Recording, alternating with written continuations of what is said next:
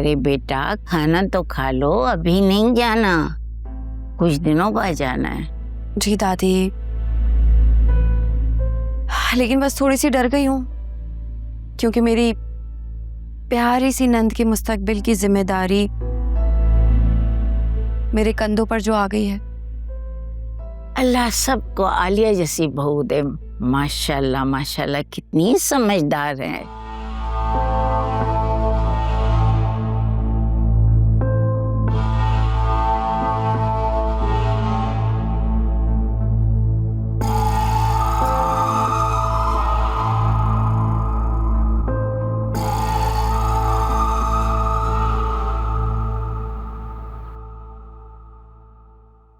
सुनहरा सुनहरा, आइए आइए, तशरीफ लाइए। एक बात बताओ, जब मैं बात कर रही थी आलिया से तो दरमियान में लुक्मे देने की क्या जरूरत थी? अब क्या किया मैंने? क्या कर दिया?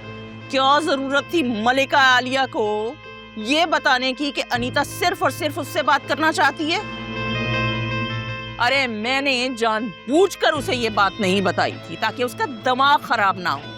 मैं नहीं चाहती कि उसे इस बात का एहसास हो कि वो ये सोचने लगे कि वो हमसे बेहतर है और सब उसी से बात करना चाहते हैं। वाह, मुश्किल से एक शुगर कोट करके सीन क्रिएट किया था और तुमने सारी मेहनत पर पानी फेर दिया, सारा प्लान बर्बाद कर दिया मेरा, बावली औलाद। मम्मी तो इससे क्या होता है, वो भी तो हमारे घर की फर्द है। अगर उनको इम्पोर्टेंस मिल रही है तो किसी का क्या जाता है। एंड फॉर गॉड से को ऐसी बिल्कुल भी नहीं है, वो नेकी करके इतराएंगी नहीं। ये बात तो मुझे सुना रही है ना? आपसे ऐसे बात क्यों करूंगी? एंड आप प्लीज भाभी की तरफ से दिल साफ कर लें, वो बहुत अच्छी है, हमसे बहुत प्यार करती हैं। बस बस रहने दो, बढ़िया ही भाभी की चमची।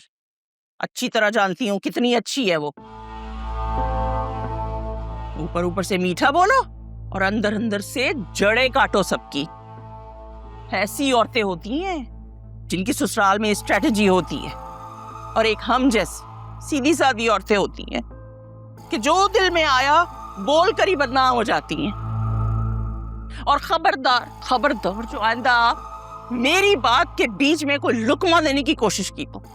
आप भाभी से इतना बोझ ना पालें। देखो सुनहरा, मेरा दिमाग खराब ना करो, मुझे अच्छी तरह पता है कि मुझे क्या करना है और क्या नहीं करना है, समझी?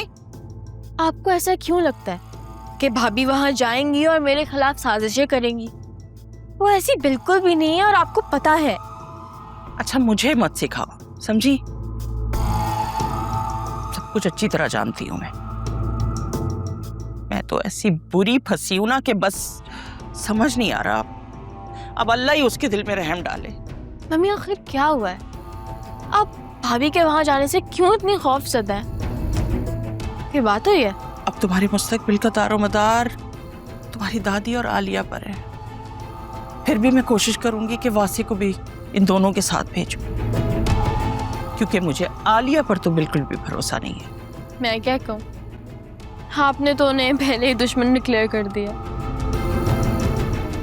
तुम कुछ मत बोलो, बस वुजू करो और मुसल्ले पे बैठ जाओ और दुआ करो कि वो लोग तुम्हें इज्जत से इस घर से ब्याह कर ले जाए।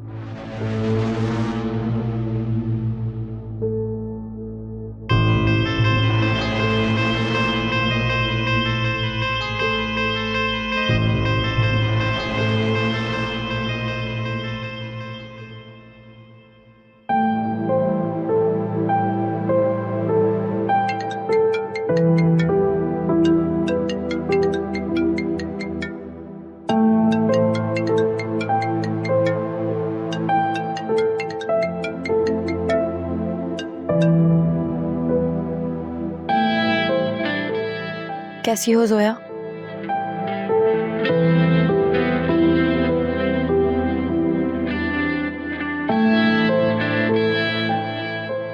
मुझे पता था कि तुम यही पूछोगी और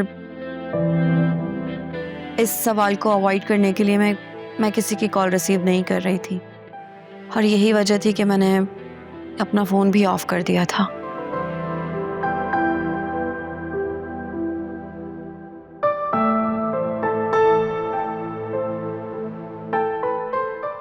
मैं बहुत मजबूर थी सोया, बहुत मजबूर।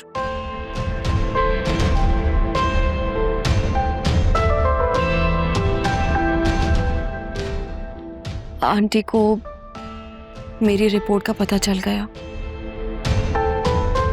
वो सब सच जान चुकी हैं। उन्हें पता चल गया है कि मैं कभी मां नहीं बन सकती।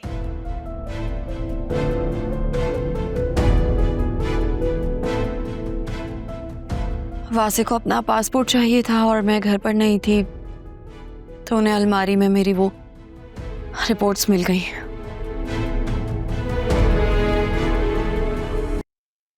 अब तुम्हारा शौहर यहाँ नहीं है तो क्या तुम हम सब लोगों के साथ बैठ के खाना भी नहीं खाओगी? अरे भाई बैठ जाओ। जुनैरा, प्लेट दो भाभी को, खाना सर्व करो इसे। भाभी आप ले ना, आपको क्या चाहिए? ये ले, मैं आपको वो दूं? ये सूरज कहाँ से निकला है? अम्मा, सूरज वहीं से निकला है जहां से रोज निकलता है। और आपके इस टॉन्ट का क्या मतलब है? आपको क्या लगता है मैं हालिया का ख्याल नहीं रखती?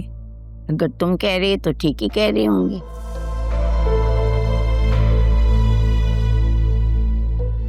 अरे भाई, इतना सा सही से खाओ आलिया, क्या हो गया है?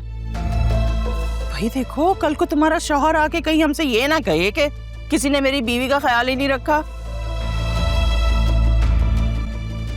आपको मुझसे क्या काम है?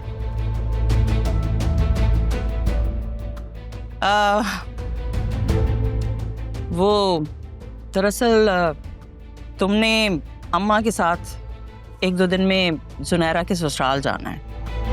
वो लोग तुमसे मिलना चाहते हैं। मुझसे? लेकिन क्यों? क्योंकि मैं तो इद्दत में हूं ना, मैं तो जा नहीं सकती। और अकरम को तुम जानती हो अच्छी तरह कितना इमोशनल है वो, उसके तो जाने का सवाल ही पैदा नहीं होता। इसलिए तुम ही चली जाना अम्मा के साथ। भाभी, अनीता आंटी ने कहा था कि वो सिर्फ आपसे मिलना चाहती हैं। वो आपसे काफ़ी इंस्पायर्ड हैं और वो मेरे और शान के फ्यूचर के बारे में भी सिर्फ आपसे बात करेंगी। फिर तो मुझे जरूर जाना होगा, है ना आंटी? हाँ हाँ, जरूर जाना चाहिए।